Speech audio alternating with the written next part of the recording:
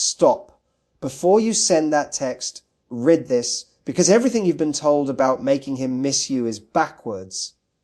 And the harder you try, the more invisible you become.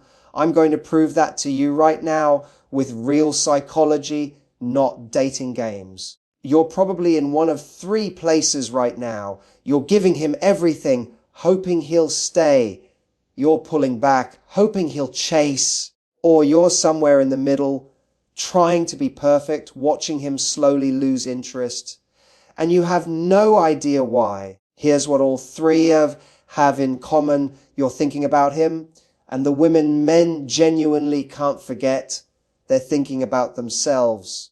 The women men obsess over, the ones they're still thinking about years after it ended. They're not playing hard to get. They're not following a strategy. They're operating from a completely different psychology. And by the end of this, you'll know exactly what that is. Here's the one sentence that will change how you move from today forward. Men don't miss women who try to be missed. They miss women who create emotional addiction. That difference is everything. Pull back, be mysterious, don't text first. That's surface level. That's tactics. What I'm teaching you today goes deeper. This is about creating something in him that he can't explain and can't shake. He won't know what's happening. He'll just know he needs more of you. Here's the biggest lie in dating advice. Absence makes the heart grow fonder. It doesn't, not on its own. Absence without emotional impact creates one thing: indifference. He doesn't miss you. He just moves on. But absence after emotional impact, that creates obsession. Think about a song you love. You don't miss silence. You miss that specific feeling, the melody, the words, the way it hit you. That's emotional imprinting. And it's the difference between a man who forgets you exist and one who can't sleep because he's thinking about you. When you disappear without creating an emotional imprint first, nothing happens in his mind. Literally nothing. You become background noise that stops playing and he barely notices.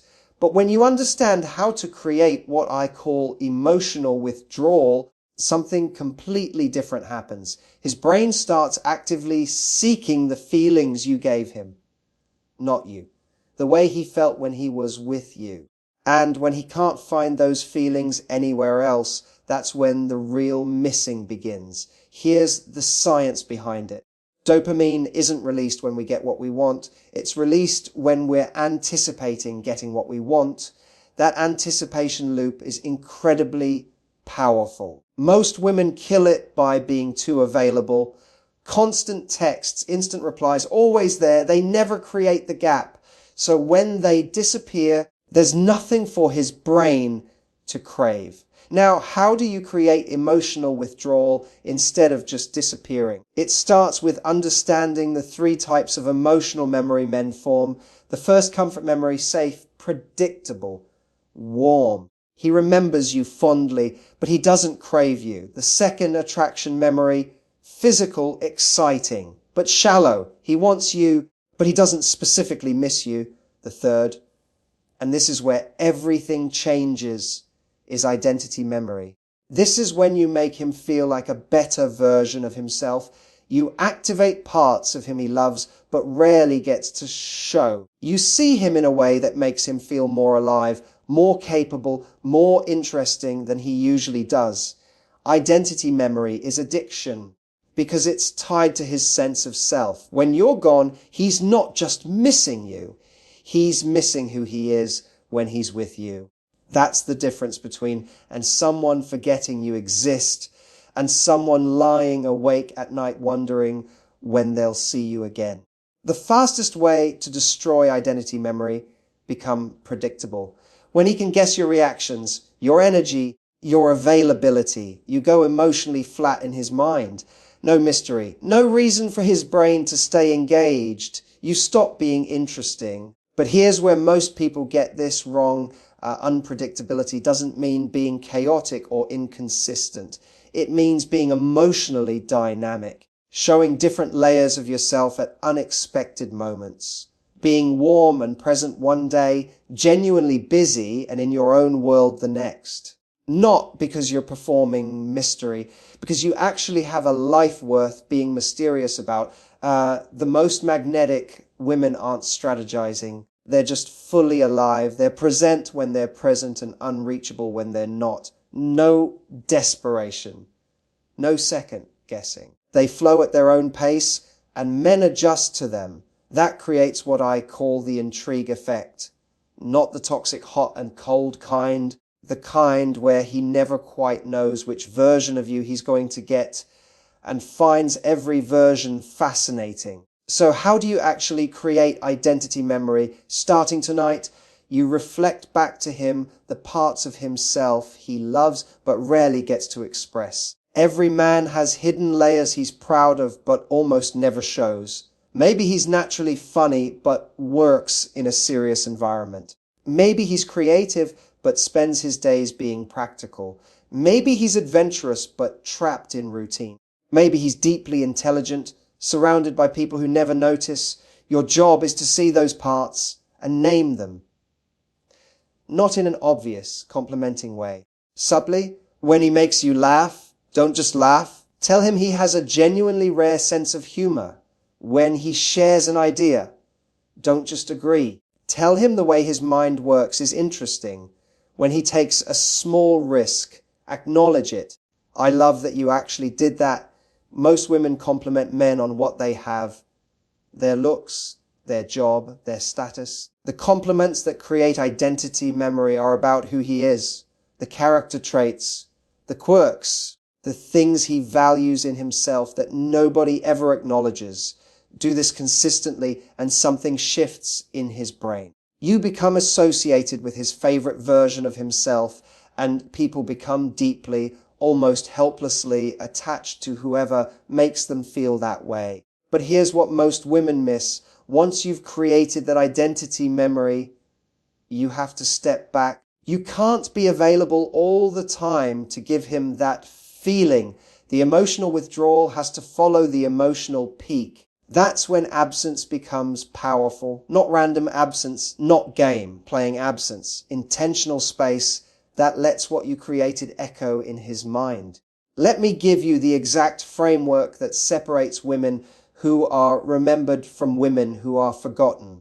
I call it the peak and valley method, and once you understand it, you'll never approach an interaction the same way again. Here's how it works. You create an emotional peak, a moment of real connection, depth, Lotta, something that feels different from every other conversation he has in a day. Then, instead of maintaining that same energy constantly, you create a valley. You pull back, not coldly, not dramatically. You just have a life. The contrast between those two states is what creates craving. Think about music. A song that plays at the same volume, the same tempo, the same energy for 20 minutes straight becomes noise. But a song that builds, drops, pulls back, then surges, that's the one you replay.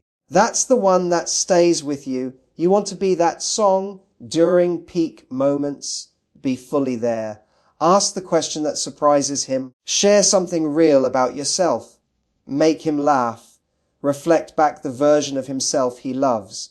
These moments don't need to be long. Sometimes the most powerful peaks are brief, 5 minutes of a conversation that hits differently than anything else has all week. Then you create the valley. You become less available, not cold, not distant, just occupied. You have things going on. You're not always on your phone. You're living your life, and he gets to be a part of it sometimes, not all the time. Here's what happens during the valley that most women don't realize. His brain starts replaying the peak.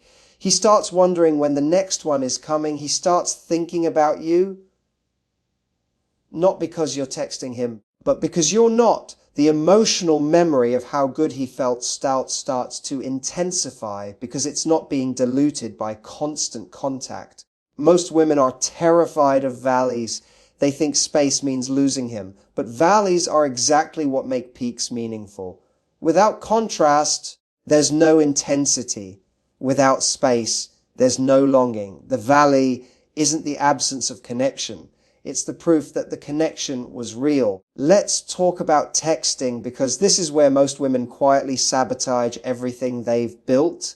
The mistake isn't texting too much or too little. The mistake is treating texting like conversation instead of like emotional currency.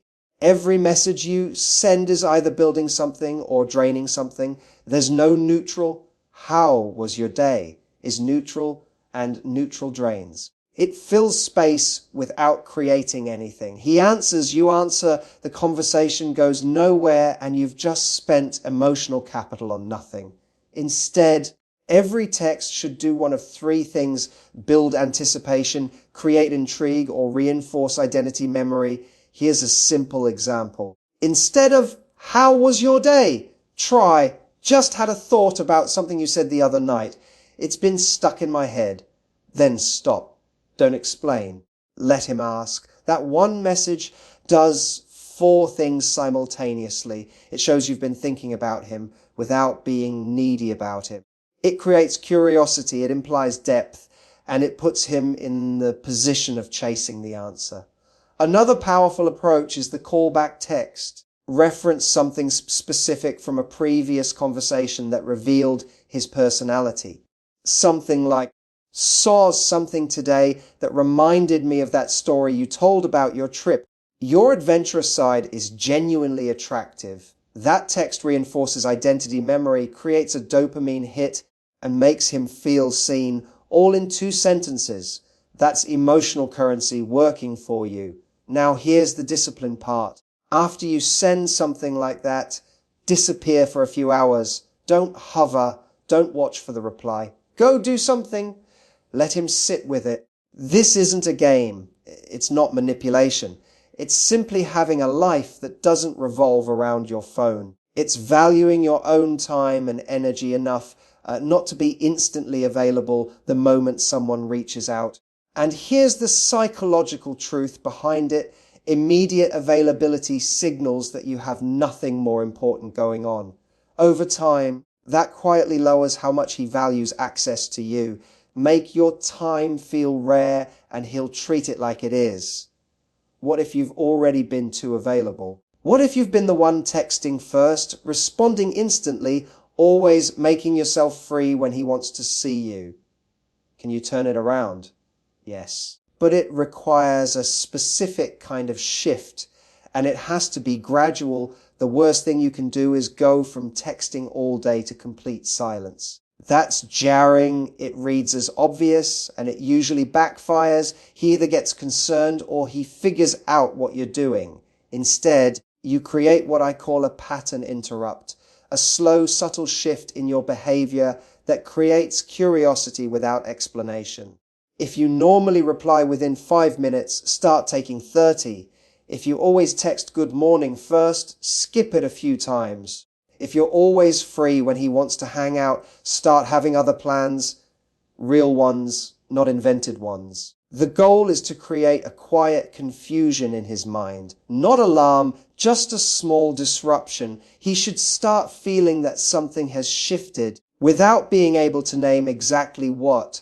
That uncertainty creates mental engagement, and mental engagement is the first step toward craving. Here's the psychology. When you're consistently available, his brain categorizes you as a resource that will always be there. No urgency, no fear of loss, no reason to prioritize you. But the moment your availability becomes uncertain, his brain recategorizes you as something that could be lost. And that triggers pursuit. The key during this transition is to stay warm. Don't become cold. Don't punish him for your own previous patterns. Simply become more selective, more intentional. Let him start to feel that your time and energy are things he has to earn, not things he's automatically entitled to. If you've recently gone through a breakup and you want him to feel the weight of losing you, your instincts are probably working against you right now. Every instinct is telling you to reach out, to explain, to remind him what he's missing, to fix it. Don't. Every one of those moves decreases mystery, reduces your value and short-circuits the emotional withdrawal process before it can even begin. What you need to do instead is disappear completely, not just from his texts, from his entire awareness. No social media interaction, no mutual friend updates, no showing up in places he might be. You become a ghost. But here's what makes this different from standard no contact advice. While you're gone from his world, you're not sitting around waiting. You're not refreshing his profile. You're not analyzing his last message. You're building something. You're becoming someone who would genuinely surprise him if he could see you right now. The psychological effect of that is devastating in the best way. He's expecting you to be broken, to be waiting, to need him. That's the story he's written in his head. And while he's living inside that story, you're rewriting yours entirely. That contradiction, the gap between what he expected and what's actually happening, creates a cognitive dissonance that drives obsessive thinking. He can't reconcile the woman who seemed to need him with the woman who has completely disappeared and apparently moved on. That gap is where obsession lives. Let's talk about what kills emotional withdrawal. Because these mistakes are more common than you think. The first and most damaging mistake is breaking your own absence. You create space, it starts working. You can feel the shift. And then, because you miss him, or because you're scared of losing him, you reach out, you send the text, you check in. And everything collapses, not because reaching out was wrong, but because it reveals that your absence was a strategy, not a reality. The moment he senses it was calculated, the psychological framework dissolves. He stops being drawn in and starts feeling managed. And nobody wants to feel managed. Real emotional withdrawal only works when it's genuine. When your life is actually full enough that constant contact with him isn't something you need. When your absence is a natural result of your priorities, not a move designed to get his attention. The second mistake is being punishing when he does reach out. If you've created space and he texts you, don't be cold. Don't be short. Don't make him feel like he did something wrong. Be warm, be real, be the version of you he misses. Just don't be desperate about it. Happy to hear from him, not relieved. The third mistake is the most invisible one, obsessing over him during the absence. If you're creating physical space, but spending every hour analyzing his behavior, checking his social media, replaying conversations, you haven't actually stepped back. You're still emotionally consumed by him, just privately. And that energy shows up in how you interact when you do connect. The most magnetic women use their alone time to become more. New interests, real friendships, health, growth. When they come back into his world, they're genuinely more compelling because they've been living, not waiting. Here's the truth underneath all of this. The women who naturally inspire obsession don't think about inspiring obsession. They think about living well. They think about honoring what they actually want. They think about building a life so full and so real that anyone who wants access to it has to bring genuine value. That mindset shift is everything. Instead of asking, how do I make him miss me? You start asking, how do I build a life that anyone would miss being part of? When you're operating from that place, everything changes. You're not available all the time because you have things that matter to you. You don't chase because you're not coming from emptiness. You don't perform mystery. You just have depth because you've been investing in yourself. That is the most powerful form of attraction there is. Not neediness, not strategy, just a woman who is genuinely, completely alive in her own life and selective about who gets to be part of it. Here's exactly what to do starting today. Step 1, pattern disruption. If you've been too available, cut your response time in half. Not dramatically. Just enough to create a small shift. 5 minutes becomes 10. Immediate becomes an hour. Small change, real impact. Step 2, energy audit. Look at your last week. How much of your emotional energy went toward him versus toward your own life? The ratio should be 70% you, 30% him. If it's inverted, you have work to do. Not for him, for you. Step 3, create a peak. The next time you interact, be fully present. Ask something that reveals who he is. Share something genuine. Create a moment that feels different from every other interaction he has that day. Make him feel seen. Step 4, strategic absence. After that peak, pull back for 48 to 72 hours. Don't initiate. Focus on your life. Let that positive experience sit with him without diluting it. Let his brain do what it naturally does.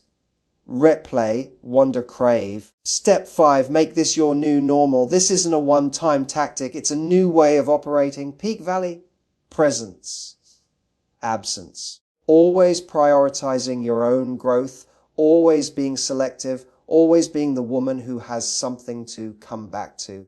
And if he doesn't respond the way you hope, that's information, not failure. A man who doesn't notice when you're less available wasn't that invested to begin with. The right man will feel the shift and step up. He'll become more intentional, more present, more aware that access to you is something worth earning, because that's what you are. Something worth earning.